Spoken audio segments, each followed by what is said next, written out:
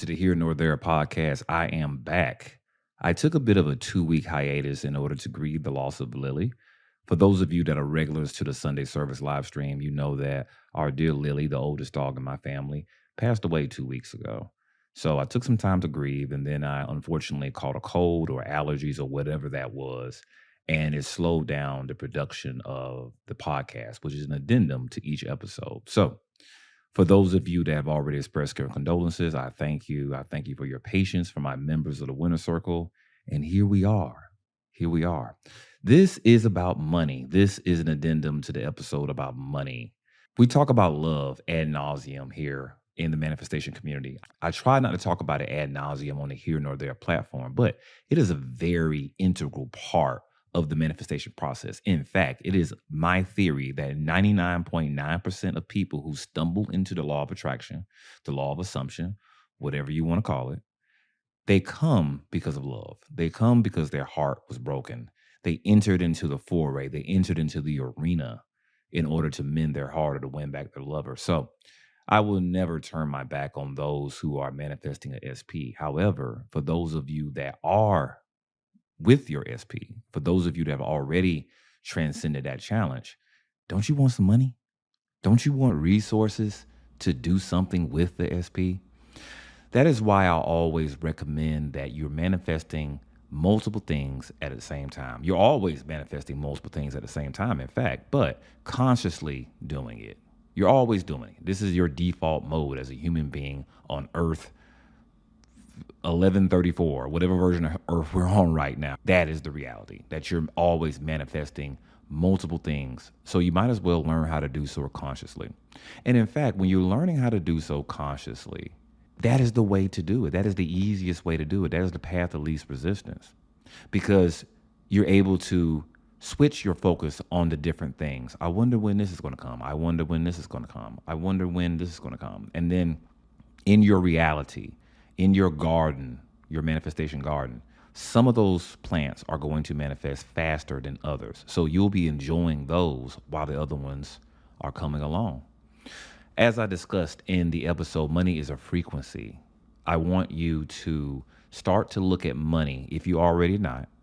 I want you to start to look at money as an abundant resource, an unlimited resource. It's just paper, y'all. Quick fact, the United States used to back their money up by gold and things of that nature. The US dollar is probably the most valuable currency on earth, probably right behind the British pound. But nevertheless, when it comes down to international trade, when it comes down to global financial power, the US dollar probably still stands at the top of the heap.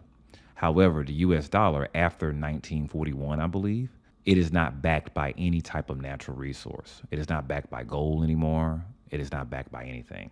So effectively, the money that we are exchanging is just paper. In fact, it's not even paper anymore. It's digital. It's numbers on a screen.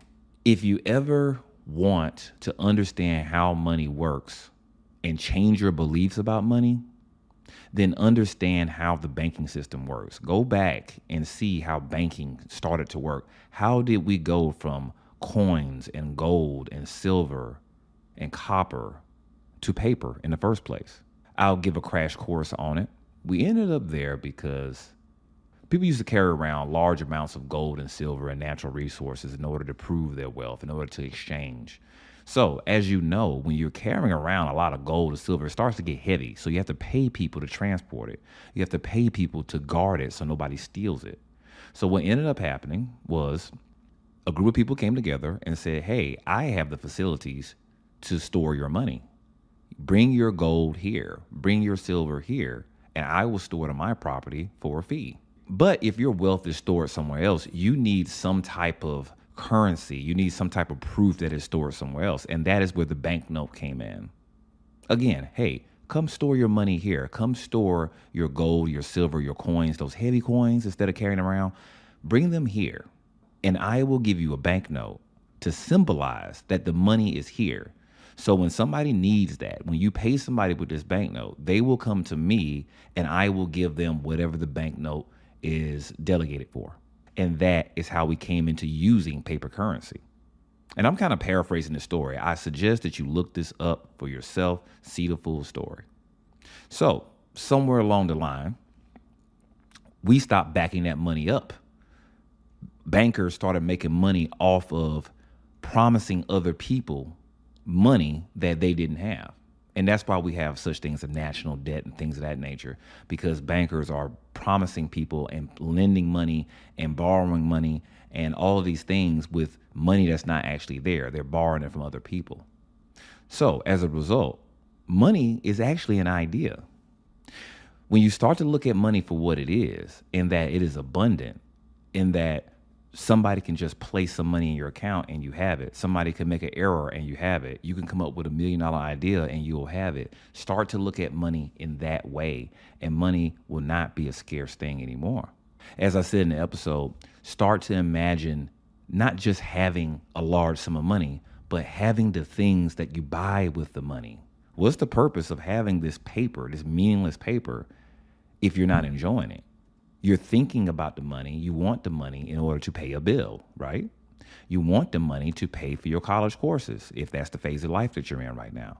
You want the money to pay for your children's college, if that's the phase of life that you're in right now.